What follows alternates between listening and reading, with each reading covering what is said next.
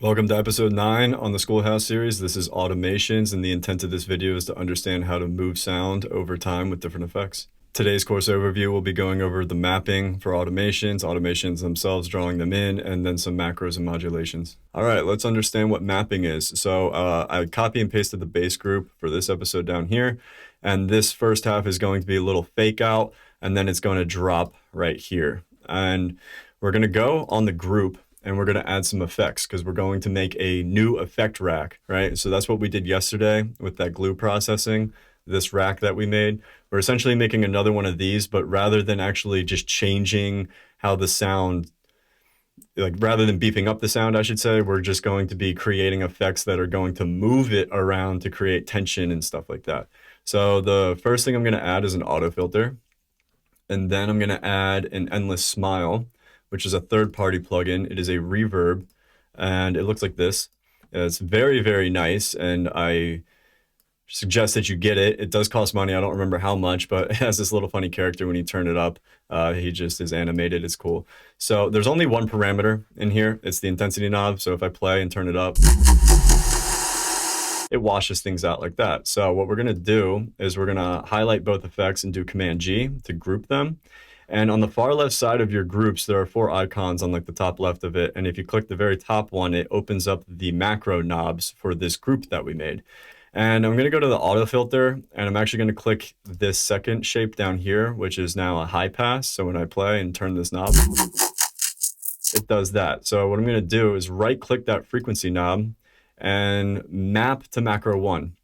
So now this macro is connected to this frequency knob. And I'm going to do the same thing with the endless smile, but I don't see the parameter here that I need to map. So to do that, I'm going to click on this middle arrow, this middle icon, which is a little arrow, and this will open up all the parameters for whatever effect you're on if you don't see it. So we see the intensity here, right click, map that to frequency because this is now labeled frequency. It just relabeled it to macro 1. If I click on macro 1 and do Command R, I can rename it. I'll call it washout for now.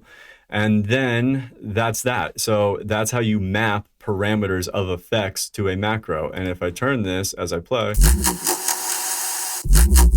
as you can see, that's how you map stuff. And you can do this to any effect, right? Anytime you group something, you always have these macro knobs, and you can always right click any knob and map to a macro. And you can put as many effects on a singular macro if you want, and you can just have literally as many macros. And one more thing, mapping.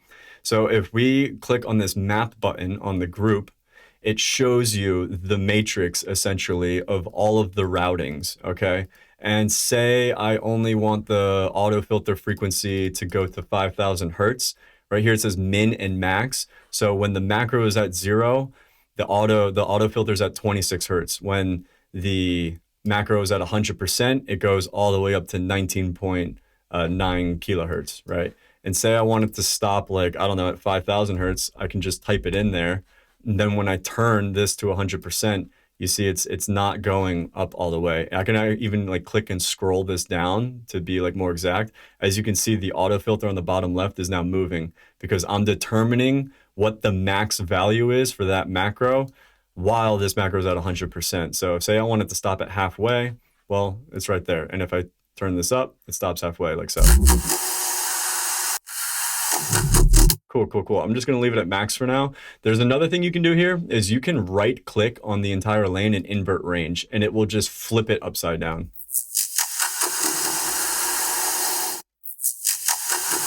You see? Pretty cool. Let's go ahead and do this to the endless smile as well. And now everything's opposite of what we started. So we'll do that to start. And that's how you map stuff. And then to get rid of this mapping window, you just click map again.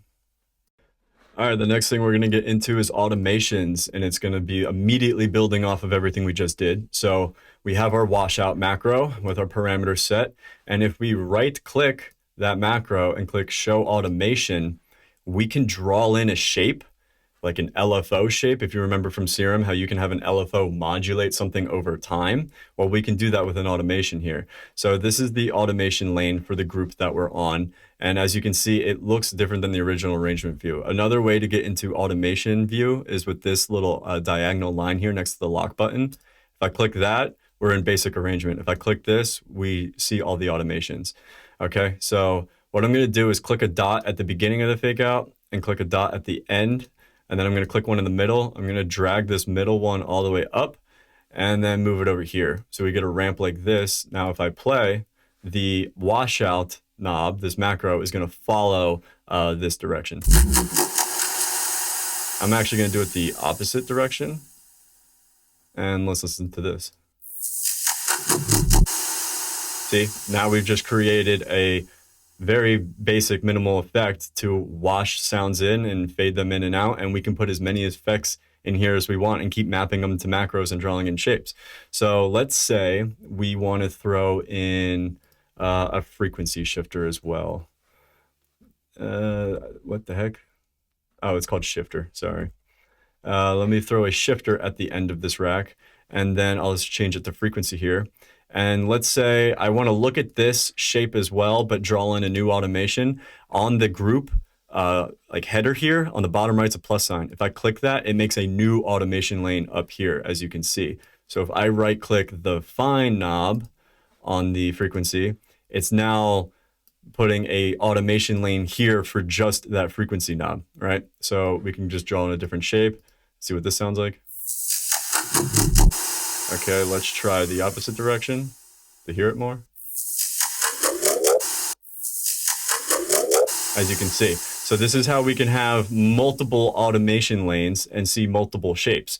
And this is really nice because once you start getting complex macros and automations, you're gonna wanna look at like one of your shapes and see how you can pair another effect on top of it that is moving with a different automation shape and try to just, I don't know, create variations that way.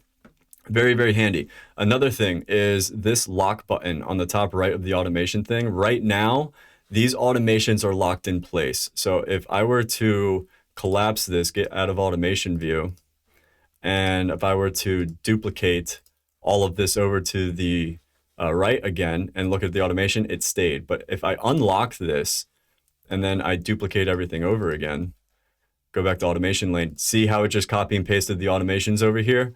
So that's very important to know because I normally keep it on lock, and that is because I draw in a lot of automations for my music, and whenever it comes time for me to duplicate something over, sometimes I don't always want to duplicate the automations, and I actually screw up my music a lot by accidentally copying and pasting automations over because they'll just randomly turn on when I don't want them to. So just know that this locks your automations in place for copy and paste. All right, now we're gonna do some audible examples of what this sounds like and why we did it. And then I'm gonna show you some mapping and automations from Serum. And it will work in any synthesizer, really, the next technique. So let's listen to this, let's play it. Okay, so we can't hear this, and that's because right when it drops, if we look at all the settings, right now the auto filter is completely closed up and the endless smile is at 100%, so that's why we can't hear this, because it's perfectly faded out. So what we need to do is right click the on and off button for the group and click show automation. And then in that new automation lane, we're just gonna turn off the effect, right? And I'm just gonna put a little on here as well. So this window is when the effect is on, and then everything to the left and right of it is when it turns off. So let's go ahead and listen in full practice. Go ahead and just extend this.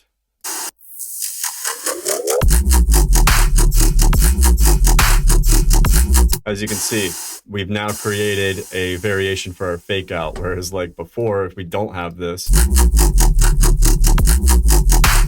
it's boring, but then with it, and what we can do is we can also turn this on, and let's just go ahead, let's like turn it on right here for this random half bar. And then where is the washout parameter? So within this half bar, I wanted to do that fade out again, or we'll do a fade out like this. And I'm just going to disable some of these real quick. And let's see what this sounds like. Let me collapse all this so that we can see it.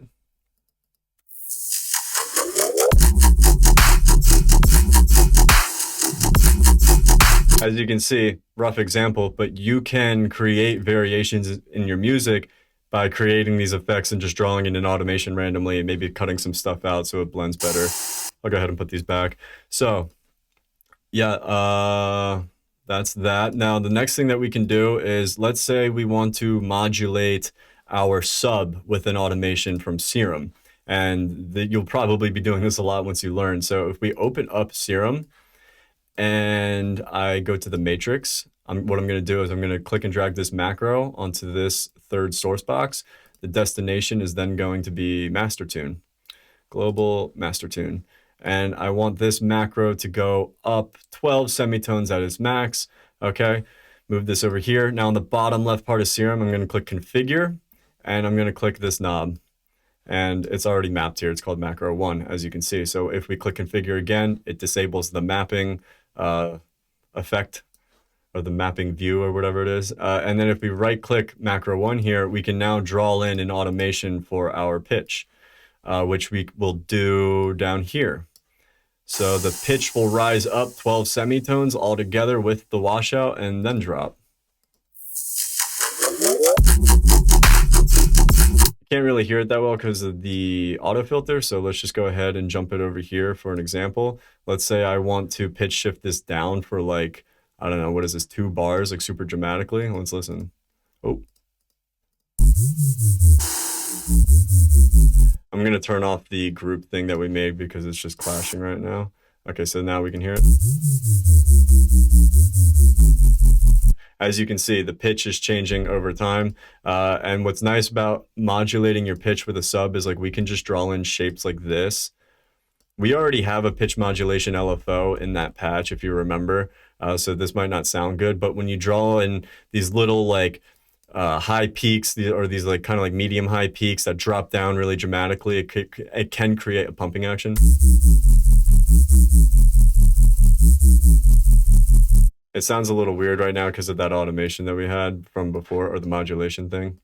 I'm gonna go ahead and turn this down. Let's see what it sounds like now. Now you can hear it coming through. We can even bump this up, maybe make this one shorter so it might add some like pitch swing to it. We'll go ahead and duplicate these. See what this sounds like. There you go. Yeah, so that is mapping macros to the actual Serum patch and being able to change the parameters in here with automations. And I promise you, the more that it's like the effect rack thing for like your group processing. I keep saying, like, if you make these racks, these effect racks where you can fade things out, fade them in, with all sorts of different effects and mapping things to macros and understanding how they work.